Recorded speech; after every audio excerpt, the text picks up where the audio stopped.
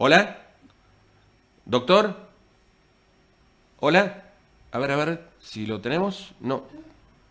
¿Doctor, me está escuchando? ¿Hola? Está en línea, fíjate. Hola, doctor. ¿Hola? Es... A ver, ¿hola? Bueno. O- Hola, ¿ahí me escucha, doctor? Hola, hola. Sí, ahí me escucha, yo lo escucho perfecto. Ahora sí se escucha. Sí. Bueno, doctor, bienvenido. ¿Cómo anda? Sea, la verdad, un placer tenerlo. ¿Cómo anda? Buen día, Daniel. Ah, muchos saludos a usted y muchas gracias por la invitación y saludos a toda su audiencia. Un Doc- gran abrazo. Sí. Igualmente, doctor, ayer fue el día del riñón. Cuidados del riñón. ¿Qué tenemos que hacer con el riñón? Y, Eh, Primero le quería aclarar dos detalles. ¿Por qué ayer fue el día del riñón? Y después explayarme en algunos detalles, ¿no es cierto? Y que terminan tal vez en unos consejos. No voy a hablar científicamente, voy a tratar de ser lo menos científico posible y aclaro que los comentarios y las datas que yo dé no son mías, no son inventos míos, sino son extraídos de organizaciones mundiales. Eh, la enfermedad renal, por así denominarla, eh, antes del 2006 ya veníamos viendo que era una situación que se iba a tornar muy delicada. Eso de delicado pasó ya en el 2006 a ser una crisis mundial. Entonces, no había forma de poder avanzar y solucionar los problemas que terminamos viendo los pacientes en una enfermedad ya terminal, muy avanzada, sabiendo que se puede detener con tiempo si hay diferentes acciones. Entonces, se organizó la Sociedad Internacional de Nefrología y la Federación Mundial de Fundaciones Renales, o sea, que reúnen a los pacientes renales y que hacen acciones renales, y decidieron de tomar un día, el segundo jueves de cada marzo de cada año, y declarar el día Mundial. Empiezo transmitiendo algo que puede ser duro, crudo, pero que no es la idea de asustar a la población ni asustar a nadie, sino del punto de vista que tratar de informar que a pesar del susto, uno puede prevenir y no llegar a una situación muy delicada, crítica. Actualmente, la información que salió esta semana, la semana pasada, la enfermedad renal crónica sola afecta en el mundo 850 millones de personas. En todo el mundo son 850 millones de personas. Se prevé que para el año 25-26 la situación va a aumentar. Ahora, en el 2006 ocupaba el 10º puesto de enfermedades de peligro que pueden llegar a una morbilidad o a una mortalidad. Actualmente, 25 y probablemente para el 26, suba a una escala del quinto lugar. Entonces, ya pasó de ser crisis a ser una situación muy delicada. Y ahora, perdón, no estoy hablando de diálisis.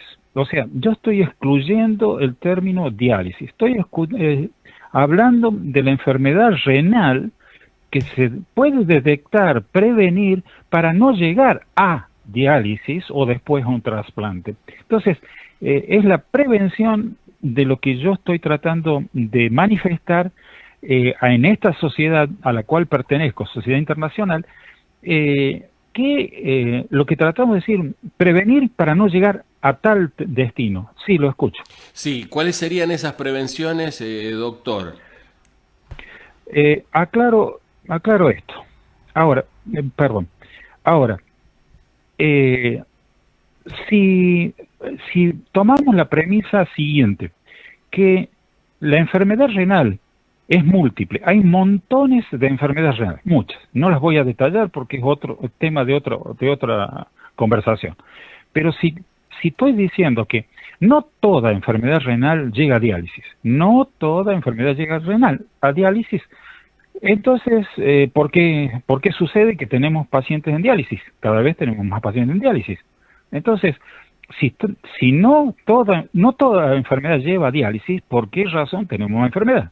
Entonces, la pregunta que nos hacemos a nivel de la Sociedad Internacional de Nefrología, ¿por qué sucede?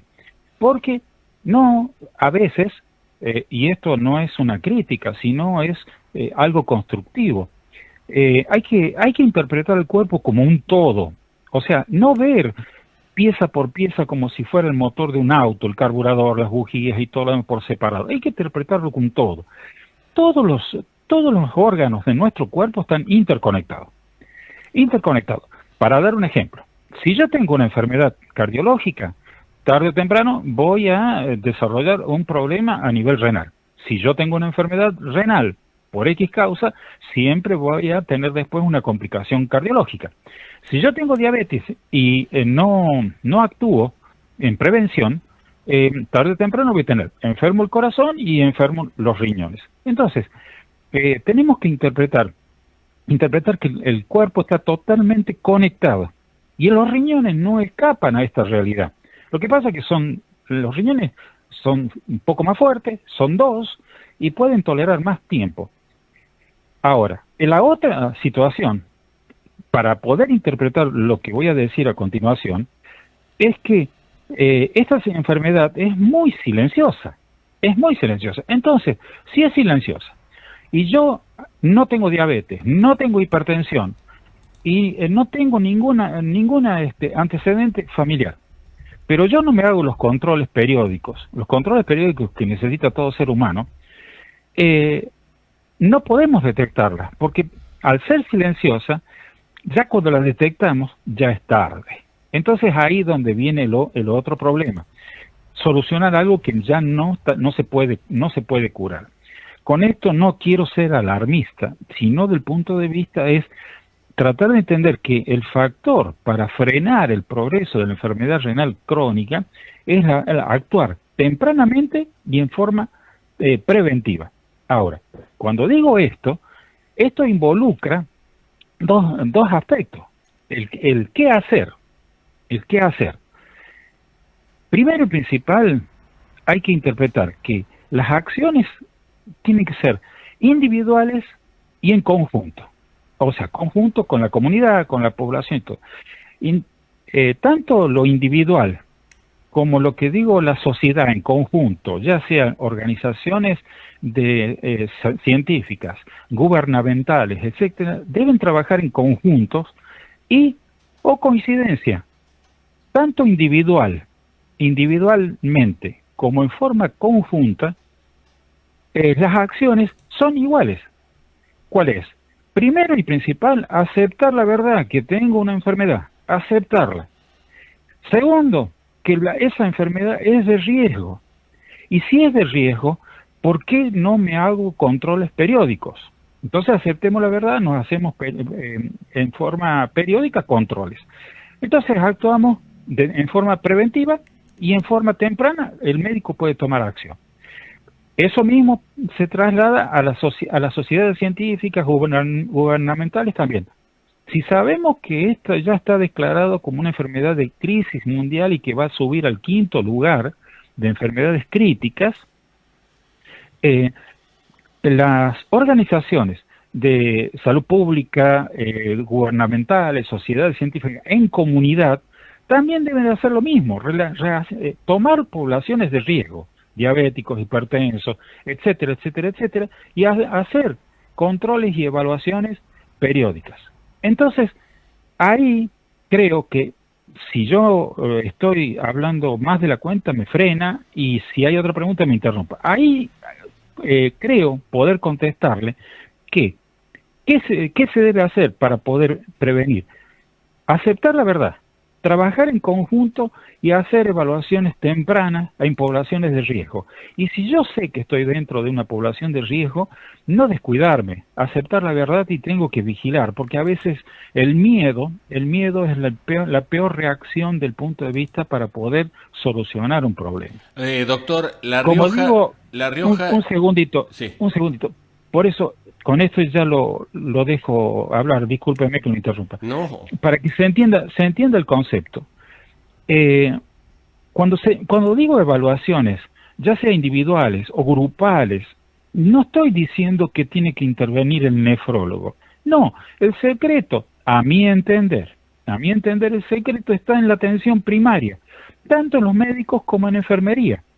Los médicos que trabajan en atención primaria y enfermeras son los primeros que detectan y los que son los que tienen mayor poder de captación y tratar de transmitir que esto se merece un control. Entonces, no es que hay que ir al especialista inmediatamente, no, es al clínico, y también a veces la enfermera puede ser sugerir en diferentes organizaciones, ya sea en el Estado, ya sea público, ya sea privado. Creo que esa es lo que quería transmitir. Sí, Sí. lo escucho, profesor. Bien.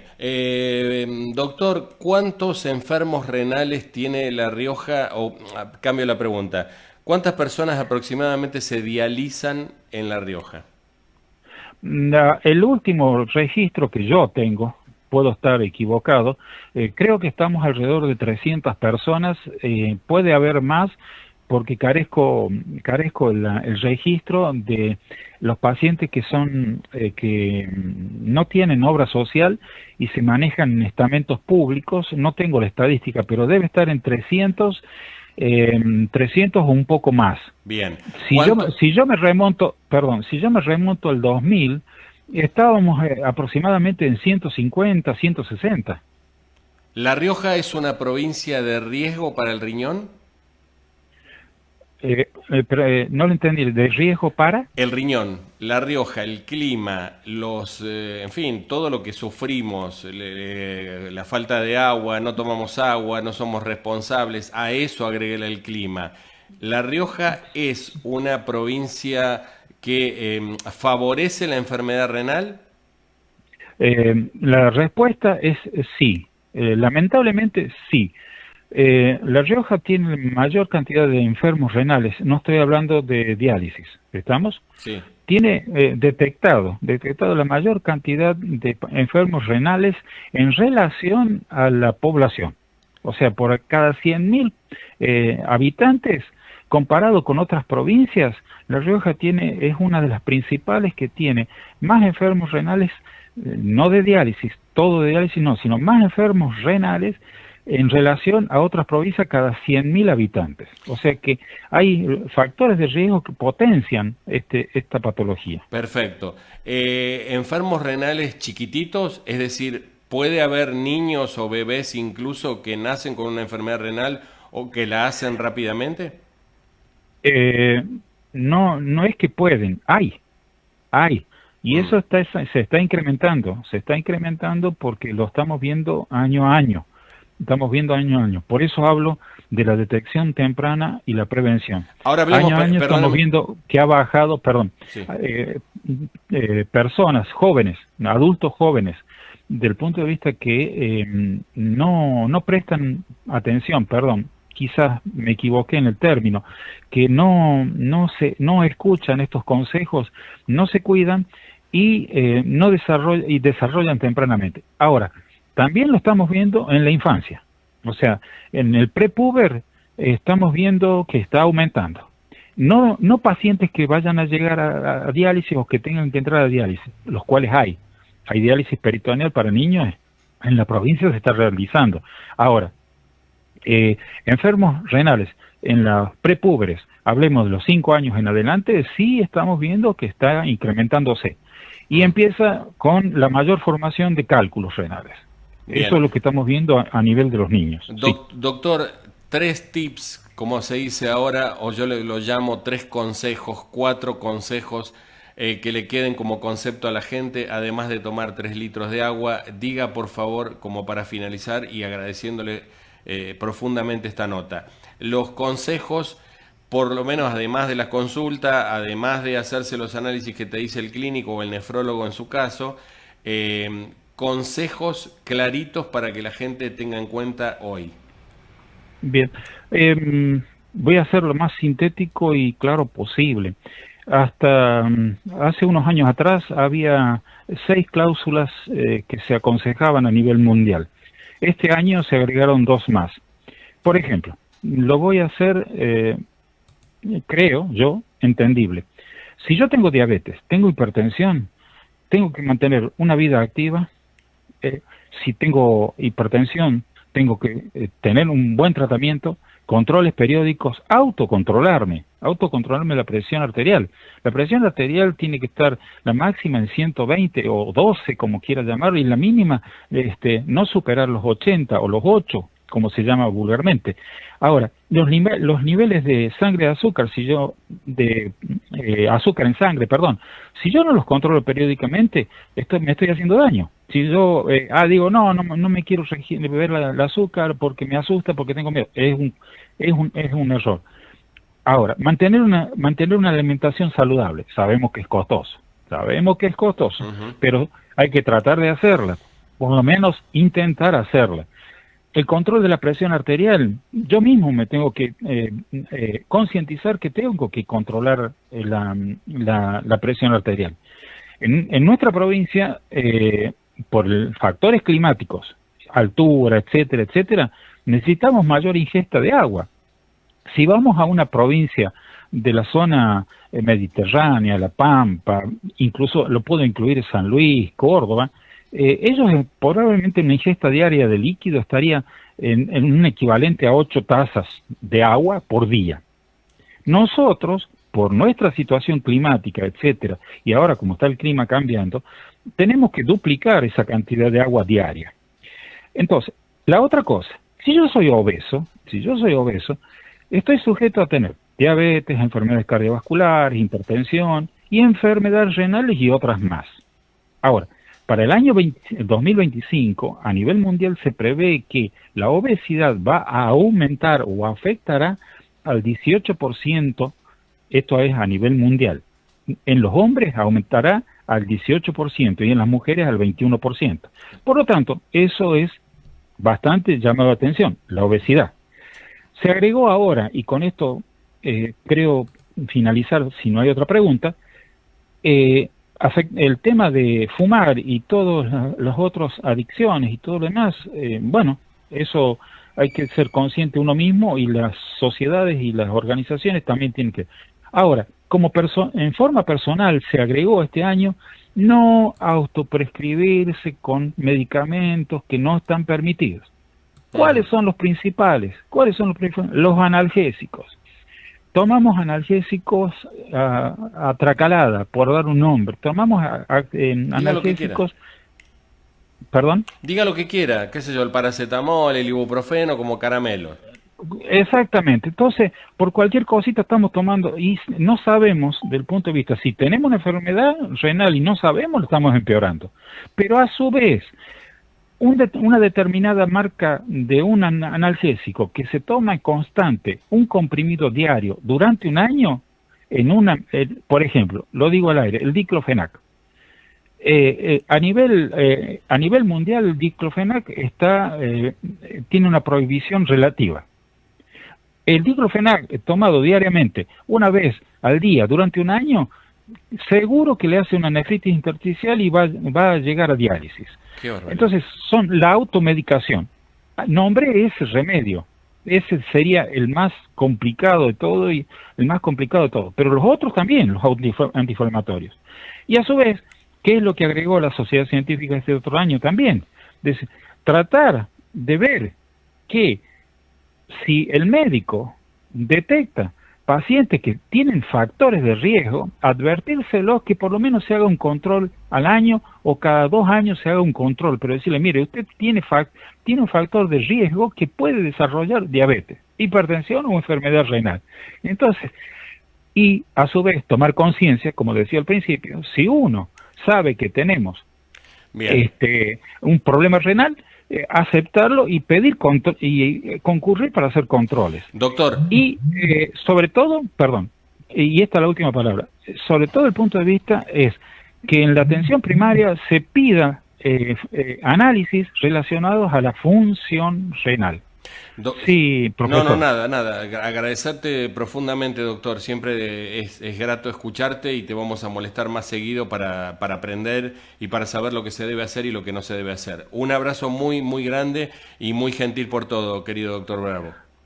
A usted y muchas gracias por darme este espacio para poder difundir esta situación. Repito, no es llevar miedo. El miedo es lo peor que podemos tener. No, no, no. Los miedos se solucionan del punto de vista. Lo que no se soluciona es si no tomamos acciones Exacto. individuales y generales. Gracias, muchas Gracias. gracias. Abrazo grande. Hemos hablado con el doctor Jorge Luis Bravo. Ayer fue el Día Mundial del Riñón. Nos daba consejos y atención con todo lo que dijo. Tiró un montón de cosas para que lo tengas en la cabeza, sepas de qué se trata, sepas lo que pasa con la enfermedad renal, con la obesidad y cuestiones que vos decís y cómoda y tenemos que tener y hay que hacerse controles y nos tenemos que controlar, es así.